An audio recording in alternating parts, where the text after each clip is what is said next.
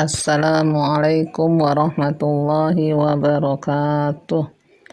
Alhamdulillahi rabbil alamin. Wassalatu wassalamu ala ashrafil anbiya'i wal mursalin wa ala alihi wa sahbihi ajma'in. Rabbis shrahli sadri wa yassirli amri wa hlul 'uqdatam min lisani yafqahu qawli. Amma ba'du. Pertama-tama sama-sama kita mengucapkan puji syukur kita kepada Allah Subhanahu wa ta'ala dengan mengucapkan Alhamdulillahi rabbil alamin.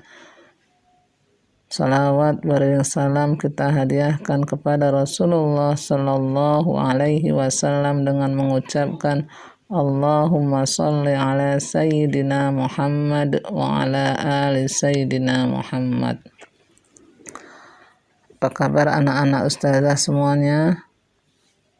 Alhamdulillah semuanya dalam keadaan sehat walafiat. Ananda semuanya yang dirahmati oleh Allah Subhanahu wa ta'ala, hari ini kita kembali belajar membahas tentang pengertian iman. Iman dalam bahasa Arab artinya mempercayai atau meyakini, sehingga iman artinya membenarkan semua perkara keimanan dengan hati, mengikrarkan dengan lisan, dan beramal soleh dengan anggota badan. Nabi Muhammad sallallahu alaihi wasallam bersabda, "Al-imanu ma'rifatun bil qalbi, wa qaulun bil lisani, wa amalun bil arkani." Artinya, iman adalah pengetahuan keyakinan di dalam hati, ungkapan dengan lisan, dan amal dengan anggota badan. Ada 3 unsur penting di dalam iman. Yang pertama, membenarkan dengan hati. Artinya, kita meyakini kebenaran bahwa hanya Allah lah Tuhan yang berhak untuk diibadahi dan meyakini kebenaran semua rukun iman. Yang kedua, keyakinan ini diikrarkan dengan lisan dengan mengucapkan 2 kalimat syahadah yang berbunyi Asyhadu an la ilaha illallah wa asyhadu anna Muhammadar Rasulullah. Yang ketiga, keyakinan yang ada di dalam hati dan diikrarkan dengan lisan harus dibuktikan dengan beramal soleh, yaitu menaati ajaran Allah dan Rasul-Nya dalam kehidupan sehari-hari. Ananda semuanya, 3 unsur ini tidak bisa dipisahkan. Ketika kita sudah membenarkan di dalam hati, kita harus mengucapkan dengan lisan. Yang ketiga adalah tadi mengamalkan dengan perbuatan. Mengamalkan di sini artinya kita semuanya mengamalkan apapun yang diperintahkan Allah dan menjauhi semua yang dilarang oleh Allah. Anak-anak ustazah yang dirahmati oleh Allah Subhanahu wa ta'ala, Ananda sudah sering mendengarkan itu rukun iman. Hari ini kita akan kembali mengingatkan kembali tentang rukun iman. Rukun iman yang harus kita yakini kebenarannya oleh seorang mukmin adalah rukun iman yang 6. Artinya, ke-6 rukun iman ini harus kita imani. Yang pertama, rukun iman kepada Allah. Iman kepada Allah. Jadi kita harus beriman kepada Allah. Yang kedua, kita harus beriman kepada para malaikat. Yang ketiga, iman kepada kitab-kitab Allah. Dan yang keempat, iman kepada Rasul. Yang kelima, iman kepada hari kiamat. Dan terakhir adalah iman kepada takdir baik dan takdir buruk. Allah berfirman dalam Al-Quran yang berbunyi A'udzu billahi minasyaitonir rajim. Bismillahirrahmanirrahim. Wa may yakfur billahi wa malaikatihi wa kutubihi wa rusulihi wal yaumil akhir faqad dhalla dhalalan ba'ida. Artinya, siapa yang kafir kepada Allah, malaikat-malaikatnya, kitab-kitabnya, rasul-rasulnya, dan hari kemudian, sesungguhnya orang itu telah sesat sejauh-jauhnya. Surah An-Nisa ayat 4. Nabi Muhammad Shallallahu Alaihi Wasallam bersabda, Qala fa'ahbirni 'anil iman. Qala an tu'minu billahi wa malaikatihi wa kutubihi wa rusulihi wal yaumil akhir. Yang artinya, Jibril berkata, katakanlah kepadaku tentang iman. Nabi Muhammad Shallallahu Alaihi Wasallam menjawab, engkau beriman kepada Allah, malaikat-malaikatnya, kitab-kitabnya, rasul-rasulnya, dan hari akhir. Juga engkau beriman kepada takdir yang baik dan yang buruk. Hadis Muslim. Yang kedua, pembahasan kita hari ini, iman kepada Allah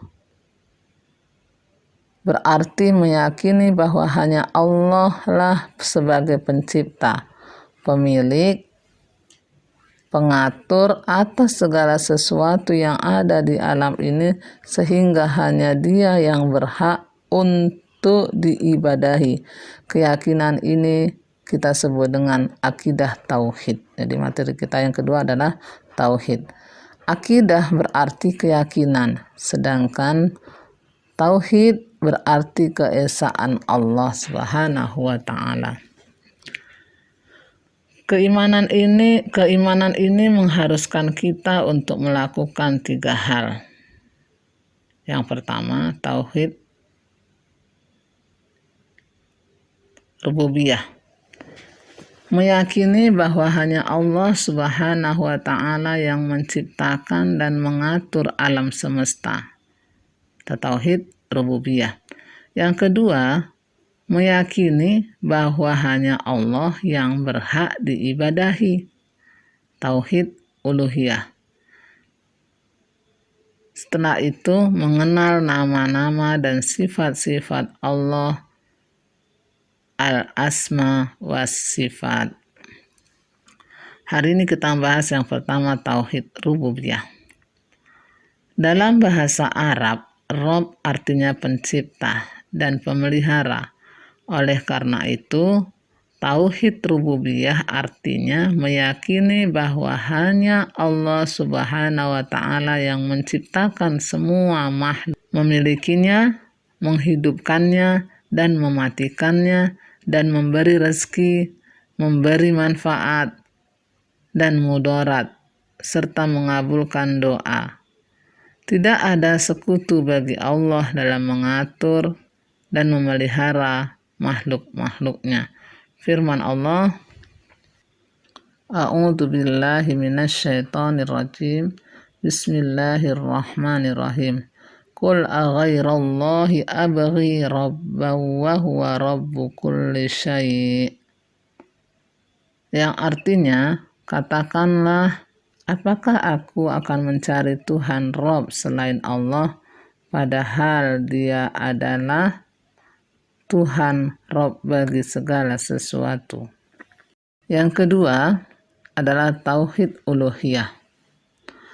Tauhid uluhiyah diambil dari kata ilah, artinya sesuatu yang disembah, ditaati, dihormati, dipuja, dipuji, dicintai, ditakuti, dan diharapkan pertolongan dan perlindungannya. Oleh karena itu, tauhid uluhiyah artinya mengesahkan Allah dengan hanya beribadah kepadanya. Allah berfirman dalam surah Az-Zariyat, "Wa ma khalaqtul jinna wal insa illa liya'budun." Dan tidaklah aku menciptakan jin dan manusia hanya untuk beribadah kepadaku. Orang-orang yang memiliki keyakinan yang benar tentang tauhid rububiyah harus dibuktikan dengan menjadikan hidup dan matinya hanya untuk beribadah kepada Allah Subhanahu wa taala. Firman Allah, "Qul inna salati wa nusuki wa mahyaya wa mamati lillahi rabbil alamin. La syarika lahu wa bidzalika umirtu wa ana minal muslimin." Yang artinya, katakanlah sesungguhnya sembahyangku, ibadahku, hidup dan matiku hanya untukmu ya Allah, Tuhan semesta alam. Tidak ada sekutu baginya. Surah Al-An'am ayat 162. Anak-anak ustazah yang dirahmati oleh Allah Subhanahu wa taala, bab ini bab yang sangat penting yang harus kita pahami sehingga kita tidak salah dalam beribadah kepada Allah. Karena ketika kita sudah taat kepada Allah, meyakini Allah sebagai Rabb, meyakini Allah sebagai pencipta, maka kita harus beribadah kepadanya dengan keyakinan yang penuh sehingga tidak mensyirikkan dia. Kita hanya mentauhidkan dia, hanya yakin bahwa semua yang Allah perintahkan dan semua yang dilarangnya harus kita kerjakan dan harus kita tinggalkan. Wallahu a'lam bishawab. Assalamualaikum warahmatullahi wabarakatuh.